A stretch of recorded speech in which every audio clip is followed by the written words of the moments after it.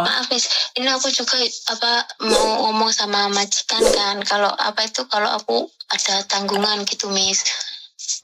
Aku mau ngomong kan ini kan aku bulan 11 ini kan udah finish tuh Miss. Di sini itu udah finish. Aku pengen ngomong sesuatu gitu Miss. Mau nggak dia itu masih nerima aku nggak gitu loh Miss di sini gitu nanya. Jadi saat kamu berbicara dengan majikan, kamu harus siap dengan resikonya. Diteruskan atau diberhentikan. Jadi kamu semuanya harus siap gitu loh. Karena itu setiap tindakan kan harus tahu resikonya. Kalau aku seperti ini, akan seperti itu. Kalau aku cari suami yang selalu bisa mengangkat teleponku setiap saat, setiap waktu, cari suamilah yang pengangguran. Tapi kamu cari suami yang bertanggung jawab atas dirimu, siaplah kamu tidak temani suami. Begitu juga dengan utang. Saat kamu sudah memilih utang, bersiap-siaplah kamu kehilangan pekerjaanmu. Saat kamu tidak utang, rumahmu ya nggak bagus, ya tapi kan alon-alon. Semua ada konsekuensi setiap tindakan kita. Iya, Miss. Ya sekarang coba bicara baik-baik dengan majikan. Kalau majikanmu baik dan mau menerimamu, ya syukur alhamdulillah. Kalau majikanmu nggak bisa menerimamu, setidaknya kamu cari majikan lain. Paspormu juga mau gadekno. Iya, Miss. Paspor juga digadekno ya? Enggak, itu pun aku udah kepepet, Miss. Nggak ada pilihan lain. Aku mikirnya gini, lebih baik daripada aku mencuri, lebih baik apa yang aku punya tak gadein gitu, Miss. Aku pikirannya dari situ, soalnya kan mencuri itu bukan sebuah pilihan loh, Dok. Mencuri atau menggadaikan, dua-duanya tidak seharusnya. Dua-duanya itu tidak seharusnya menjadi pilihan loh. Karena mencuri salah, gadeknya ya salah. Kamu nggak ngomong sama majikan sekarang, kamu diinterminate karena surat masuk majikan. Jadi kan ruwet tuh kalian, Dok. Kamu bingung dan nggak fokus kerja loh sayang kayak gini, Dok. Bener nggak? Kamu fokus nggak kerja kamu? Enggak fokus, Miss. Iya, karena kamu kepikiran ntar diinterminate majikan. Engko kepikiran meneh iki piye bayare, kepikiran meneh paspor digadekno. Ngono kuwi lho sing garano. Kamu tiba-tiba diinterminate, cerita salah gak cerita ya salah.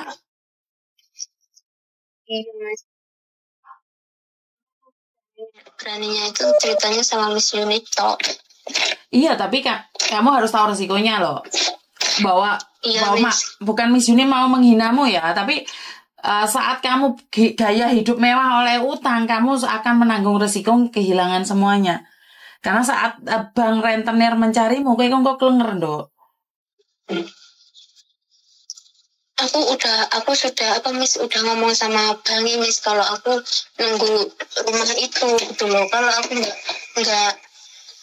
kalau nggak bisa nunggu rumah itu, terus aku bayarnya pakai apa gitu. Terus lah kamu kan dapat gaji tiap bulan kan, Dok? Lah gaji tiap bulan kemana?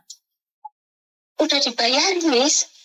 Dan satu bulan ini pun aku itu telat itu soalnya itu dibuat potongan dari majikan gitu. Jadi kamu punya utang 2 bank, masih punya utang majikan, masih nggak ada paspor gitu tak? Iya. Boy. Jangan kaget, Miss. Kaget saya, Dok. Jujur saya kaget karena Bayu ya gak iso urip kan, Dok. Lagi piye uripmu?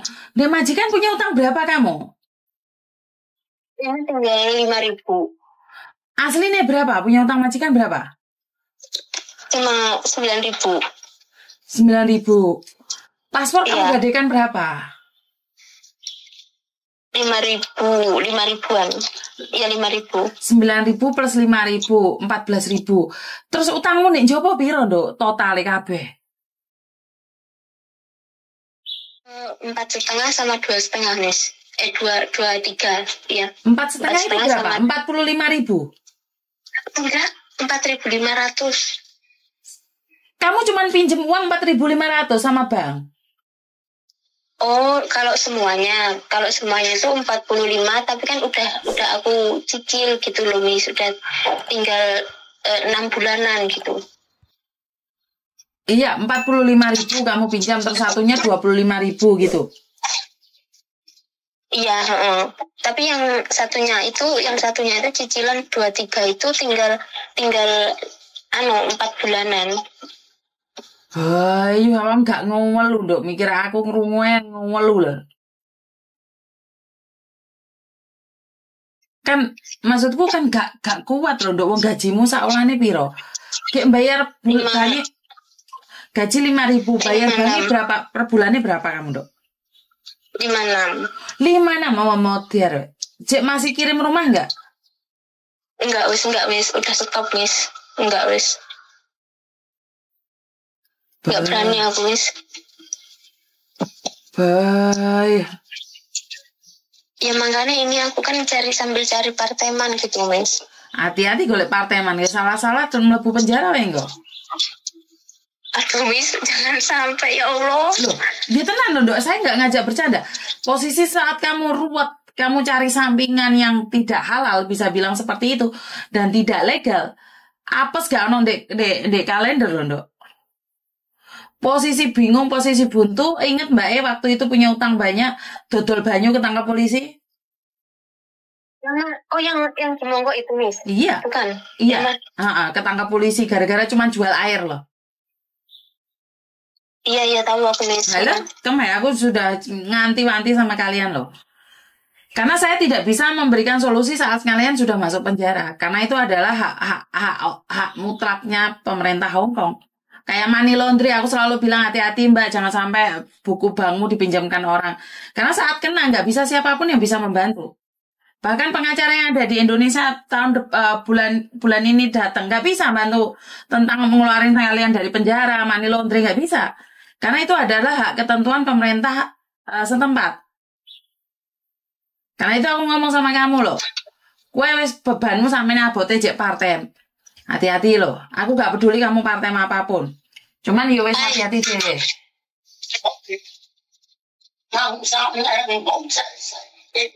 Gitu. Maaf Miss, majikan ngajak ngomong. Enggak apa-apa sayang, enggak apa. Iya Miss. Ya berarti aku pelan-pelan lah Miss. Apa itu? Semoga majikan bisa bantu gitu aja lah Miss.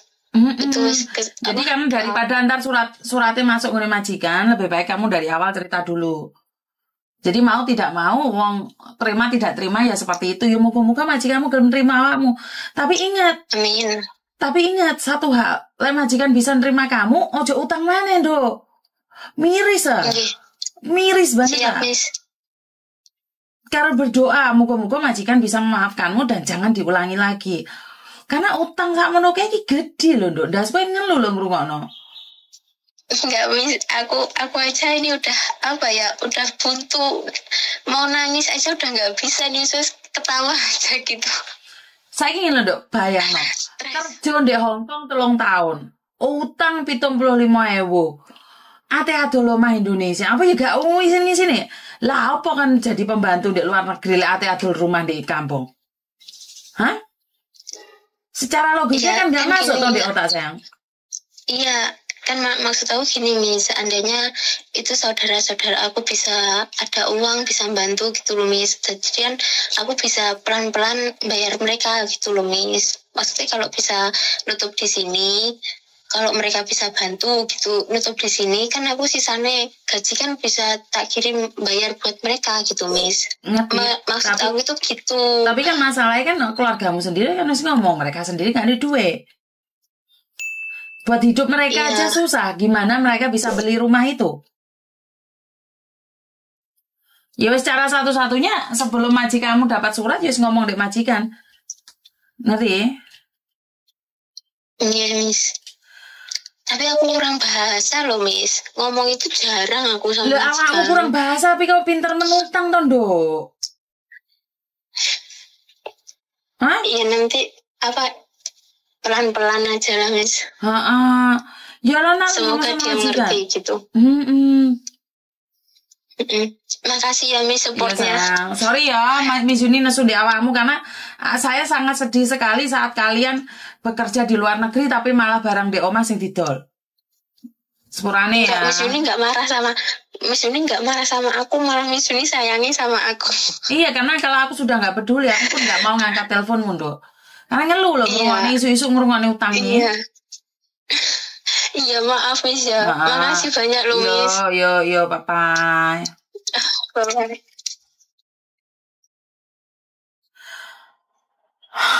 Saya minta maaf, kebetulan di YouTube-nya nggak live ya Mbak ya.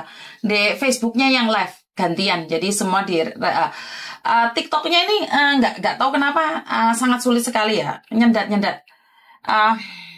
Saya tidak minta maaf ya, bukannya saya pingin marah sama kalian. Cuman bagi saya sungguh tidak adil saat kamu bekerja di luar negeri malah ada lomahmu di Indonesia. Ini menurut pendapat saya adalah salah Mbak.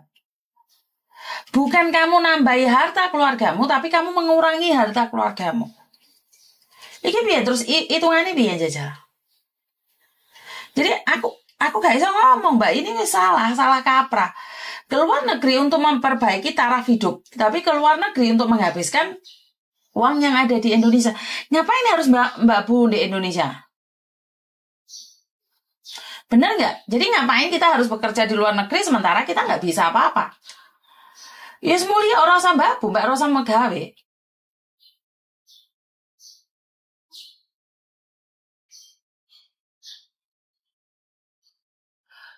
Sebentar, saya baca komennya dulu.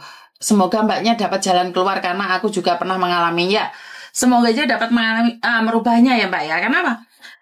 Ya semua orang nggak mengalami cobaan karena semua orang mengalami ujian. Tapi gini loh, kalau kita tidak keburu nafsu untuk pinjam bank, untuk memperbaiki rumah, saat tekane gitu loh Mbak. Maksud aku adalah saat tekane, saat kuat-kuate, iso pora.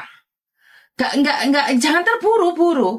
Karena memang punya utang, siapapun punya utang. Kalau kamu punya utang alasannya untuk bapakmu sakit, ibumu sakit, biar rumah sakit, itu kadang-kadang saya masih bisa memakluminya. Tapi kalau untuk memperbaiki rumah, untuk beri sepeda motor buat anak-anak, buat kehidupan mewah, ini yang saya tidak suka, yang saya tidak inginkan dari kalian. Keluar negeri bukannya semakin kaya, tapi semakin miskin. Beda loh kalau kalian untuk membiayai keluarga yang sakit, karena memang saya tahu di Indonesia itu adalah biaya rumah sakit itu sangat mahal sekali. Saya bisa memahami itu. Tapi kalau untuk hidup mewah di Indonesia karena ingin memperbaiki rumah dan di sawang tonggo, itu saya nggak setuju Mbak. Ya sekali lagi itu kembali pada kalian. Saya cuma memberikan saran dengan versi saya. Kalau kalian tidak suka, ya namanya orang nggak suka, ya nggak apa-apa. Kalian bisa kasih saran dan kritiknya juga sama saya. Tapi intinya adalah kita bekerja di luar negeri untuk memperbaiki ekonomi keluarga, bukan menghancurkan ekonomi keluarga. Kalau kita sudah terbiasa hutang, biasanya jajal niat buruk, nggak usah neko-neko. Iya Mbak, dia sebenarnya nggak neko-neko sih. Apa yang dia lakukan itu benar menurut pendapat saya adalah untuk memperbaiki rumah di kampung. Tapi bagaimana kamu bisa memperbaiki ekonomi keluarga kalau kamu oleh utang? Saya mau telepon masuk ya. Halo.